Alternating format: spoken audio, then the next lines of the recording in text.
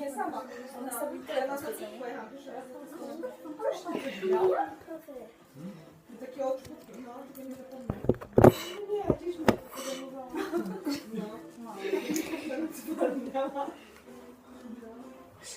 No było coś tam, to było takie polecenia.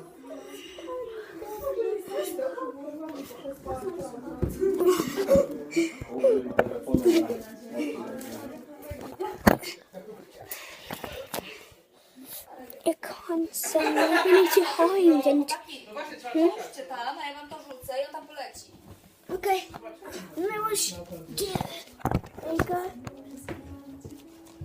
Tak?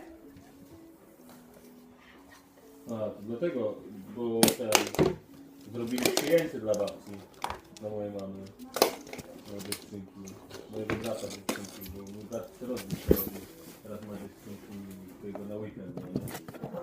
Ale teraz to... We'll just bring my... He's got on. We'll just bring my phone here now. And 35 seconds. That's all. And you saw it, guys. Wow. I'm so sorry. Na drzwiach to napisali na kartce, kochamy cię babci Gosiu. No i nic,